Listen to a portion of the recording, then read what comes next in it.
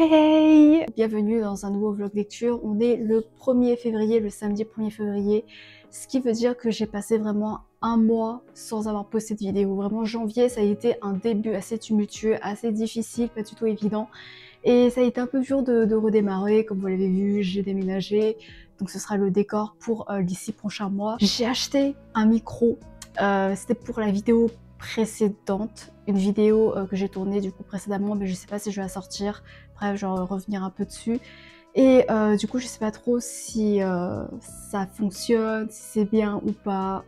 J'ai l'impression qu'il y a quand même une différence vocale, mais je sais pas si c'est mieux ou pas, parce qu'en fait, si je l'ai pas, bah du coup, ça résonne beaucoup dans la pièce. D'où le fait qu'en fait, dans ma vidéo précédente, qui était consacrée à la deuxième partie sur la littérature liée à Arcane, je savais pas trop si j'allais sortir parce qu'il y avait une différence de qualité. Il y avait un clip où ça résonne énormément, puis un clip où j'avais le micro, et j'avoue que ça me perturbait pas mal, et ça nourrit mon hésitation à sortir cette vidéo. Donc je sais pas trop, peut-être que je vais pas me la sortir parce que ça représente quand même du temps auquel j'ai consacré, et puis c'est un bon concept, genre le fait de... C'était quoi déjà? Si t'aimes Arcane, et bah est-ce que tu as aimé ces livres-là? Et c'est un vlog comme ça, c'est la deuxième partie de ce concept. Pendant tout le mois de janvier, j'ai hésité à le sortir. J'ai développé une anxiété à l'idée même de monter, de faire face en fait à ces différences de qualité dans une seule vidéo. Enfin, je sais qu'en vrai c'est peut-être rien, surtout qu'il n'y a pas grand monde qui va regarder, genre une centaine de personnes maximum, mais d'un point de vue perfectionniste, tu sais, ça te fait quand même grincer, ça te crispe quand même. Donc je sais pas. Mais bref, tout ça pour aboutir à une pause d'un mois. Voilà, je suis désolée. Mais en même temps, ça m'a manqué également de tourner des vidéos. Voilà le nouveau 4, j'essaie de le rendre un peu attrayant. J'essaie de faire un espace qui représente un peu mon côté cocooning, passion, etc. Avec une petite bibliothèque de livres que je vais prochainement lire, de livres que j'emprunte à la médiathèque ou de livres que j'ai achetés. Un mur de beaux prints. J'ai essayé de faire un dégradé, je sais pas si vous voyez, de vert à orange jusqu'en haut. Et j'aime trop ce mur de print. Il y a plein d'œuvres que j'adore, genre il y a Percy Jackson, il y a One Piece, il y a Cheng Wan-Sefu, il y a Slam Dunk, il y a Hunter x Hunter, il y a Avatar. Voilà, donc je suis contente, et je me tâte à acheter de nouveaux prints parce que je trouve que ça en manque un peu, tu vois. Là, je vous reprends. Alors, c'est pas dans une période assez optimale puisque je suis malade, vraiment. Sauf que là, le fait de parler, en fait, ça fait oublier que j'ai mal à la tête, que j'ai des nausées, que j'ai envie de gerber. Donc en vrai, peut-être que c'était ça le remède. C'était juste d'allumer la caméra et juste de blablater pour oublier mes soucis. Je suis désolée également pour la qualité de la vidéo. Je crois que je sais pas trop si je vais réussir à l'améliorer un peu au montage. Mais j'ai l'impression que c'est un peu sombre, il y a un gros carré blanc, je sais pas trop. Et du coup, je me tâte à acheter pour de bon un bon matos. Du coup, là, je me suis déjà attaquée au micro. C'est déjà une grosse avancée sur cette chaîne. Et là, je me dis, est-ce que acheter vraiment une bonne caméra comme ça, genre j'arrête de... Voilà, de trop m'inquiéter de la qualité. Et puis, tu sais, c'est une de mes passions de tourner des vidéos, de parler de livres et tout. Donc peut-être que pour fêter les 300 déjà de cette chaîne, bah pourquoi pas me faire ce petit cadeau. J'ai trouvé un matos qui coûte à peu près 200 €, qui sera disponible dès le 14 février. Et je me dis pourquoi pas l'acheter, genre, mais tu sais, débourser 200 € comme ça, mais en même temps, tu sais, je me dis, j'hésite tellement à acheter juste parce que ça coûte 200 €, alors que vraiment pour mon tatouage de One Piece, j'ai pas hésité un instant à débourser, je crois que c'était 250 €, 300 €, un truc comme ça, pour le tatouage. Et cette année, en 2024, j'ai pas fait tatouage, alors que normalement, annuellement, j'en fais un. Donc peut-être que ce sera un peu mon cadeau de fin d'année, même si là, c'est début d'année 2025, mais un cadeau en retard. Voilà. Je sais pas trop, mais j'aimerais bien. Bref, j'arrête de blablater parce que je sais que je vais encore galérer au montage, que je vais avoir la flemme. Mais du coup, le concept de cette vidéo, en fait, du coup, on est le 1er février et le 8 février, du coup, samedi prochain. Il va y avoir une rencontre, un petit événement trop sympa avec Christelle Dabos, aka l'autrice de La Passe Miroir, et récemment de Ici et seulement ici et de Nous. Ça va être divisé en deux temps, un temps de dédicace et un temps de rencontre plus apéritif avec l'autrice. Genre, incroyable. Alors, pour résumer un peu mon rapport avec Christelle Dabos, enfin, je la connais pas personnellement, mais mon rapport avec essentiellement La Passe Miroir. La Passe Miroir, ça a été ma saga préférée pendant toute mon adolescence. Ça a été vraiment énorme coup de cœur parce que ça a été une représentation de la romance comme je voulais en voir depuis longtemps. Et c'est la romance qui m'a fait le plus vibrer dans mon expérience de lectrice. Vraiment, ça m'a tenu en haleine, ça m'a procuré des sentiments de dingue, une myriade d'émotions, mais tellement intense et tellement fouillé. J'ai adoré, j'avais pu rencontrer Christa Dabos en 2019 lors des Oniriques à mes yeux. J'ai vraiment pu déverser tout mon amour, toute ma passion pour la passe miroir. Et ça a été une rencontre mais tellement incroyable, enfin elle était tellement humble, gentille, c'était un amour. Maintenant, si je veux la rencontrer, ce sera pas vraiment pour la passe miroir comme j'ai déjà pu avoir ce moment de satisfaction ultime, mais ce serait pour peut-être parler de ces nouveaux bouquins que je n'ai toujours pas lus. Et c'est pour ça qu'aujourd'hui, je suis allée braver la maladie. Non, je suis en train d'être mélodramatique parce que le temps, c'est super beau, le ciel est bleu et clair, c'est trop beau, gna gna gna, et ça me fait du bien de sortir. Mais j'avoue que là, je suis un peu effondrée après être sortie parce que je m'épuise facilement avec la maladie. Du coup, je suis allée chercher les livres qui me restaient à lire pour pouvoir me préparer pour la semaine prochaine et pouvoir en discuter avec elle. Alors, il y a un livre que j'ai acheté, un livre que j'ai plutôt emprunté à la médiathèque parce que je suis pas vraiment sûre de l'apprécier, comme c'est décrit comme un ovni littéraire, ça n'a pas été positivement recensé partout, enfin voilà, du coup je doute un peu. Donc mon livre que j'ai emprunté ici et seulement ici, publié chez Gallimard Jeunesse. Alors j'avoue qu'il me fait un peu peur, après il est court donc ça va, mais j'ai vu qu'il y avait pas mal de déceptions. Alors est-ce que c'est parce que c'est de la part de gens qui étaient tellement accrochés à l'atmosphère d'un passe-mémoire qui pensaient que ils allaient retrouver une plume comme ça, un univers comme ça, alors que là pas du tout. Je crois que c'est pas de ce qu'on m'a dit, c'était une métaphore autour de l'harcèlement scolaire ou quoi, donc c'est assez particulier apparemment, c'est peut-être onirique. J'espère vraiment être dans le mood pour pouvoir apprécier toutes les nuances, toutes les interprétations possibles et toute la richesse, la complexité que Christa Dabos voulait insuffler dans cette histoire. Parce que là j'avoue que du coup mon esprit il est un peu brumeux parfois, donc j'ai du mal à accrocher à mes lectures et à vraiment me concentrer efficacement.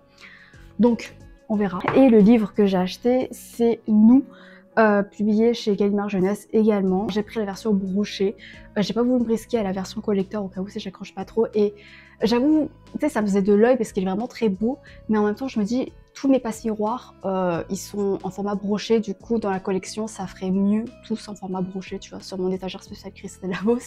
Et voilà, en plus il est pas mal hein, aussi, non plus le broché. Voilà, il est gros, donc il va falloir que je me dépêche de lire. Apparemment c'est un one shot, et apparemment celui-là il a été beaucoup plus acclamé que ici et seulement ici, parce que je crois que c'est un truc dystopique, science-fiction ou quoi, je sais pas trop. Et de ce que je m'attends à des personnages qui sont vraiment attachants mais très réalistes et nuancés. J'ai hâte. Je vous laisse et on se retrouve quand j'aurai entamé l'un des deux romans, donc quand j'aurai fini, enfin bref, quand j'aurai quelque chose à vous dire, et j'espère les aimer, et à tout de suite. Hey, je vous retrouve, on est le lendemain matin et du coup je suis en train de lire ici et seulement ici, et je suis à la page 144, donc il me reste un peu moins de 100 pages. En fait ça se lit très vite parce que c'est très rapide, mais niveau compréhension c'est beaucoup moins évident. En fait, le truc, c'est que c'est tellement, comment dire, c'est tellement particulier que du coup, j'arrive pas à vraiment fixer mes repères pour, par exemple, m'attacher au personnage, pour me sentir investie dans leur destin, parce qu'à chaque fois, je suis en mode, ok, pourquoi il lui arrive ça? Qu'est-ce que ça veut dire? C'est où la logique? Je comprends totalement que ça ait pu vraiment prendre au dépourvu les lecteurs, lectrices, surtout s'ils n'ont pas été prévenus qu'en fait c'est un ovni littéraire. J'ai pas vraiment l'intérêt de poursuivre jusqu'à la fin, mais je vais quand même le faire pour quand même fournir, j'espère, une bonne review. Mais je suis pas vraiment convaincue en fait. Comment dire? Il y a différents destins de personnages. Et il y a un ou deux destins, genre je vois où ça veut en venir, je vois le message caché derrière par rapport à l'adolescence, par rapport à la puberté, par rapport à toutes les frustrations. Après il y a d'autres trucs qui sont un peu plus nébuleux pour moi. Et là j'arrive pas trop à me fixer, donc... Mais après... Je pense que j'ai besoin de me reposer, de réfléchir peut-être, et d'essayer de sortir des réflexions plus intéressantes et plus abouties. Mais c'est difficile parce que c'est très spécial, donc voilà, on verra. on verra pour les 100 dernières pages. Bon, je vous retrouve, on est en début d'après-midi et du coup j'ai fini ici et seulement ici. Je vais pas utiliser micro parce que en fait j'ai monté la précédente vidéo qui était consacrée à Arcane où j'utilisais micro et le son je le trouve dégueulasse, donc je pense qu'il me faut un peu d'entraînement avant de pouvoir bien l'utiliser, donc voilà, j'espère que ça résonne pas trop non plus. Mais du coup ici, seulement ici, je vais pas trop parler du résumé, du scénario parce que je pense que c'est mieux de rester un peu flou parce que ça participe un peu à l'atmosphère que Christelle Dabos a voulu engranger dans un tel récit. Et en plus je ne saurais pas non plus expliquer, raconter convenablement, donc c'est un peu une excuse pour éviter ce genre d'exercice. Mais en fait c'est un roman où on est dans un collège qui va parler de tous les tracas, toutes les frustrations, les difficultés que peuvent traverser la vie de collégiens, des personnes qui vont entrer en puberté, qui sont dans cette période de remous, de cette période très tumultueuse qui est l'adolescence, surtout en début d'adolescence où, enfin voilà, on sait que le collège ça peut être un endroit qui peut être impitoyable, hostile, dur, aliénant. Et Christelle Dabos le montre quand même bien dans ce récit-là. Le fait qu'elle use une sorte de fantastique, d'aspect allégorique, de réalisme magique pour rendre son récit encore plus original, ça va pas forcément atténuer toute la brutalité de certains thèmes, même si parfois ça me perdait un peu parce que je me disais est-ce que ça c'est vraiment en train de se passer ou alors c'est juste une question de perception ou c'est une illusion mais pour amener à autre chose plus profond psychologiquement parlant. Je sais pas en fait, du coup il y avait des moments où j'étais détachée des personnages, de la situation, je lisais d'un œil un peu plus de détective en fait, tu vois, et pas forcément de lecteur, de lectrice qui est à fond de manière émotionnelle, empathique avec les personnages, ce qui est super dommage. Je saisissais le but de certaines évolutions, le but de certaines trajectoires psychologiques de destin, mais c'était quand même un peu nébuleux parce que j'étais pas totalement ancrée dans ce récit qui jongle avec entre le surnaturel, l'illusion, la réalité. Donc ça m'a vraiment manqué et c'est super dommage, du coup je me suis lassée avant la fin. Par contre je pense que ce sera un roman qui pourrait être bien adaptable en pièce de théâtre parce que déjà la langue elle est très orale, elle est très brute, elle est très crue. L'autrice elle essaie vraiment de donner une voix propre à tous les ados en essayant un peu d'imiter le langage des ados. Parfois j'étais en mode c'est peut-être un peu cliché, mais en même temps je sais pas comment dire, genre ça coulait naturellement et tu sentais du travail quand même derrière, c'était pas juste c'est pas cliché en fait, je sais pas trop comment dire, mais il y avait une certaine fluidité et une certaine sonorité qui rendait la langue vraiment riche et fouillée. Et du coup je me dis adapter ça en plus de la mise en scène qui peut être assez ambiguë, qui peut être surréaliste et poétique, ça peut être assez saisissant visuellement parlant et je pense que ça peut vraiment transmettre tous les messages, notamment de harcèlement scolaire, d'anxiété scolaire, de puberté, etc. de manière assez convaincante et assez poignante et percutante. Donc ouais, franchement j'aimerais trop voir une pièce de théâtre consacrée à ça. Je suis deg, hein, vraiment je suis deg, mais en même temps je m'attendais un peu parce que c'est tellement particulier comme roman. Et en fait, ouais, c'est surtout d'un point de vue subjectif que j'ai pas accroché, mais franchement j'applaudis le travail de l'autrice pour avoir fourni un récit pareil parce qu'on sent qu'il y a du travail derrière, on sent qu'elle a pris des risques surtout pour se détacher de son image en tant qu'autrice de fantasy, qu'autrice de la passe miroir, qui est déjà un univers tellement richouillé, qui a marqué tellement de gens dont moi, et du coup le fait qu'elle explore un autre aspect de sa plume, mais de manière aussi différente, aussi originale, enfin tu sens que du coup c'est vraiment une grande autrice, une grande écrivaine, et voilà, du coup vraiment de manière objective, franchement c'est super cool. Et du coup là je vais lire Nous. Je pense qu'il y a plus de chances que j'accroche à Nous parce que je pense que c'est peut-être plus identifiable en termes de genre que Ici et seulement ici. et j'ai hâte. J'espère que je pourrai pouvoir le commencer ce soir parce qu'il faut que je le lise avant samedi où il y a la rencontre avec l'autrice. J'en sais pas grand chose, si je crois que c'est les personnages ils vivent dans une société où ils partagent je sais pas, une conscience collective, en tout cas un nous collectif, je sais pas trop. Donc ça peut être intéressant pour peut-être soulever des questions d'individualité, de volonté propre, de libre arbitre ou quoi.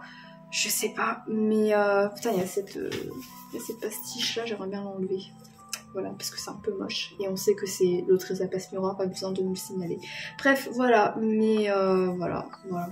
J'ai hâte, mais pour l'instant, il va falloir que j'aille travailler. Hey, je vous reprends un peu plus tard avec le micro cette fois-ci. Je vais quand même essayer de m'entraîner à l'utiliser.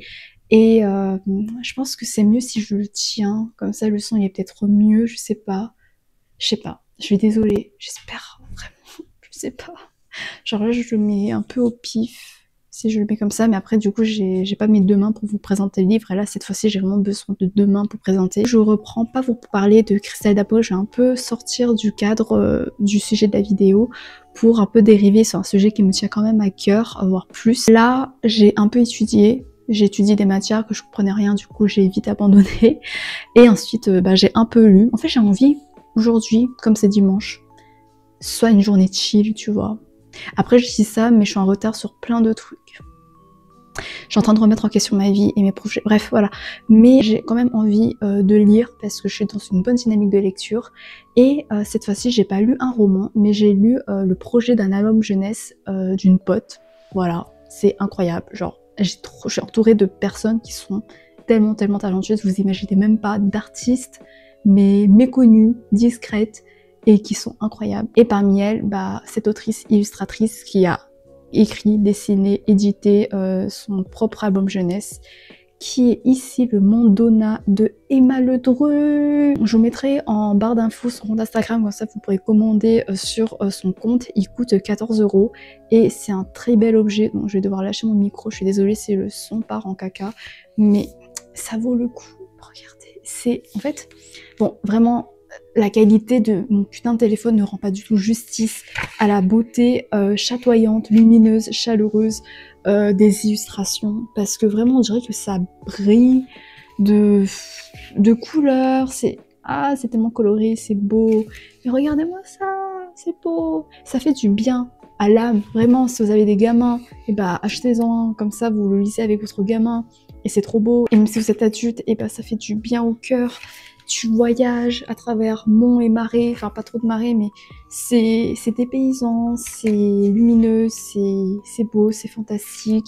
Et en gros, on va suivre un petit héros qui va... Bon là, il est en train de chiller, mais en fait, dans l'album, il est en train de partir à l'aventure en quelque sorte pour aller récupérer quelque chose qu'il a perdu, c'est son bien le plus précieux ever. Et voilà, du coup on va le suivre quand il va s'aventurer dans la forêt, quand il va rencontrer de nouvelles créatures, il va se faire des amis. Et c'est juste très bienveillant et c'est pas prise de tête, c'est trop chill. En plus j'ai une super dédicace. Je suis émerveillée des gens qui viennent à bout de leur projet comme ça, alors que moi je viens à bout à peine de tout. Dans moins d'une semaine on va rencontrer Cristal d'Apo. Enfin, du coup je vais la revoir, mais elle se souvient pas de moi, du coup ce sera un peu comme une première rencontre. Je suis contente. Je vous retrouve quand j'aurai commencé nous. J'ai peut-être dû commencer maintenant en fait. J'ai trop hâte. On verra. J'ai envie de trotter. Du coup, je vais arrêter. Salut. Hey, je vous retrouve. On est le lendemain, le lundi 3 février. Et hier, j'ai pu dévorer 165 pages de nous. Et du coup, voilà, je peux vous donner un peu mes premières impressions.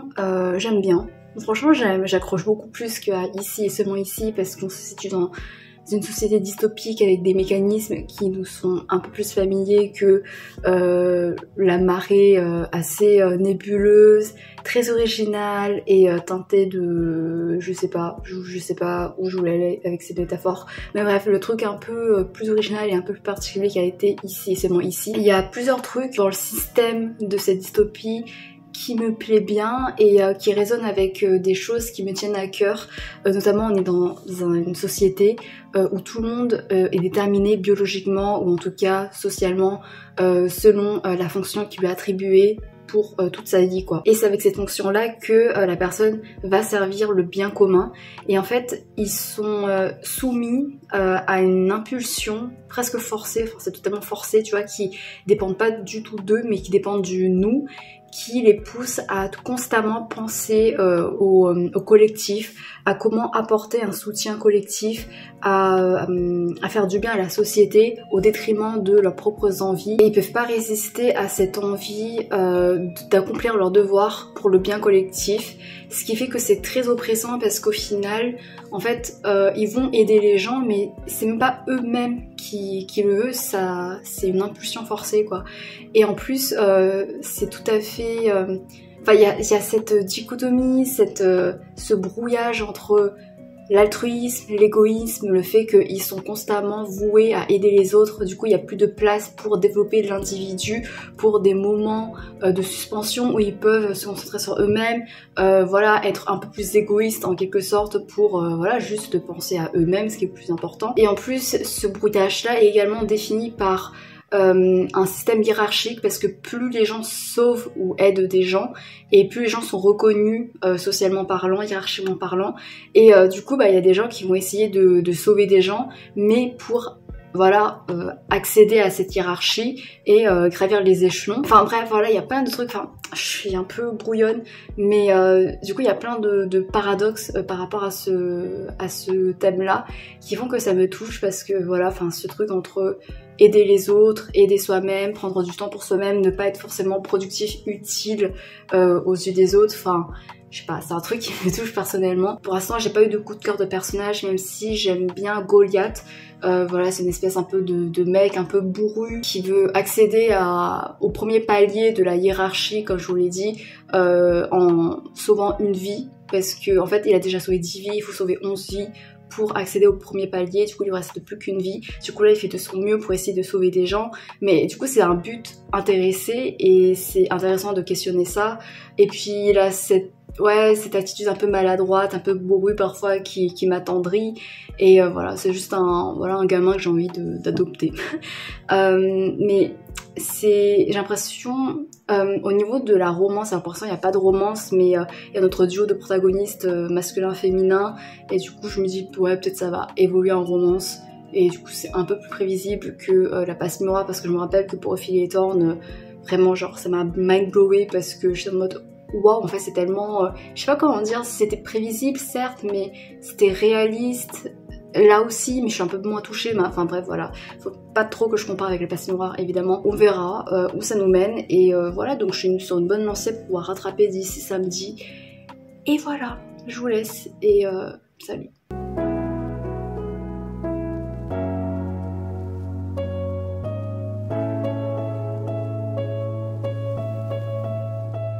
Et il y a ces petits moments d'émancipation des personnages, voilà, qui ont besoin aussi de prendre leurs propres décisions, de ne pas être enfermés.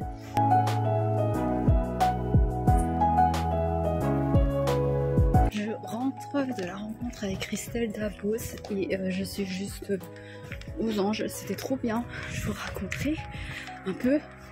Et voilà, je suis trop contente. En plus on a parlé de quelques petits trucs, ça rendait le truc encore plus waouh. Je pue le fromage de chèvre. Et je sais même pas pourquoi j'en ai mangé alors que je déteste ce fromage. Mais je me suis forcée parce que... je sais pas. Et voilà. Hey, je vous retrouve, on est le lundi 17 février et je suis deg parce que de base je devais sortir cette vidéo hier, le 16 février, le dimanche. C'était parfait, vraiment, j'aurais pu sortir ce jour-là parce que j'avais tout bien tourné, j'avais tourné le dernier clip pour conclure la vidéo. En plus c'était pile le jour de la Saint-Valentin, donc j'avais fait un peu une petite blague en mode aujourd'hui c'est le jour de la Saint-Valentin, donc on va parler de Christelle Dabos aka mon amour de jeunesse, enfin l'œuvre de Christelle Dabos qui était mon amour de jeunesse puisque La Passe Miroir c'était ma saga préférée ever de mon adolescence. Et du coup cette blague qui était au final assez mauvaise passe à la trappe puisque là c'est le 17 février et j'ai pas pu garder le clip que j'avais tourné le 14 février parce qu'il y a eu plein de problèmes, parce que au début il n'y a pas de son parce que j'ai mal utilisé le micro. Ensuite il y avait beaucoup de frottements sur le micro, j'espère que là il n'y en a pas, je suis désolée parce qu'en fait je tenais le micro à la main et je parlais très près et du coup ça faisait plein de et c'est très désagréable. Donc voilà, au final, bah, faut que je retourne. Je vais pas pouvoir sortir ces vidéos à temps. Donc voilà. En fait, je voulais reprendre le rythme de une vidéo par semaine pour vraiment retomber dans un rythme nouveau régulier parce que ça me fait du bien. Et c'est un équilibre que je trouve bon à maintenir. Mais bah, je l'ai foiré parce que je n'ai pas pu sortir de vidéo hier. Donc c'est pas grave. Mais tout ça pour dire que j'ai fini Nous. Il y avait également la rencontre avec Christelle Dabos le 8 février dernier. Je vous ai pas repris depuis, mais je vais refaire un petit bilan. Pour Nous, alors, je suis deg parce que j'ai moins accroché que ce à quoi j'aurais pu m'attendre. Alors qu'en fait, c'est vraiment, objectivement, c'est vraiment un bon roman young adulte. Et il y a un côté qui est très mature dans le sens où la plume... Enfin bref. D'abord, l'histoire. Ok, je crois que je vous avais un peu livré quelques éléments d'histoire, mais en gros, on se situe dans une société où les personnes sont dotées d'un instinct dès leur naissance. En gros, c'est un instinct qui les voue à un destin déjà prédéterminé, à une profession prédéterminée. Par exemple, comme je l'avais dit, les protecteurs, ils sont destinés à sauver, à aider les gens. Les confidents, les confidentes, ils sont destinés à écouter la parole de quelqu'un qui veut venir se confier à eux. Et on a un duo de protagonistes, on a un Goliath, c'est un protecteur. Son but, c'est de sauver au moins 11 vies, pouvoir accéder au premier palier d'une certaine hiérarchie qui classe les gens selon le nombre de vies qu'elles ont sauvé. On suit une autre protagoniste, Claire, qui elle est une confidente. Tous les deux vont se rencontrer et s'allier par un concours de circonstances parce qu'ils sont tous les deux intéressés par une série de disparitions mystérieuses voilà, qui frappent certaines jeunes personnes dans la société. Et voilà, ça c'est que la première partie du roman parce que après ça se développe en tentacules narratifs, voilà, ça part un peu, pas dans tous les sens parce qu'au final c'est lié, mais c'est ça qui était cool, qui faisait l'originalité du récit, c'est que tu savais pas à quoi t'attendre, tu pouvais pas prévoir vraiment les événements, le développement de certaines relations, donc ça c'était cool. Au niveau de la plume, ça me rappelait pas mal ici, seulement ici, dans cet aspect très choral, dans cette dynamique, dans la musicalité des mots, dans l'enchaînement des phrases. Enfin, je sais pas comment dire, mais c'est quelque chose qui peut se lire à haute voix et qui peut être vraiment plaisant à lire, que ce soit, tu sais, comme dans une pièce de théâtre. Enfin, ouais, t'avais l'impression parfois de lire de longs monologues de pièces de théâtre quand tu te situais du point de vue de tel ou tel personnage. Et du coup, ouais, ça crée un rythme assez dynamique. Et ce qui me marquait aussi, c'était l'aspect show don't tell, dans le sens où c'est un monde qui est quand même bien développé, mais on va pas te livrer les clés de cet univers-là de manière, comment dire, basique, de manière classique, mais c'est à travers le flux de conscience des personnages, de leurs impressions, de leurs sentiments, de leurs habitudes et tout. Et ça garantit une immersion qui est assez naturelle et fluide. On a également cette question-là de bien collectif, sacrifice individu, comme je l'avais dit au tout début. C'est un one-shot, donc voilà, ça se lit efficacement. Mais personnellement,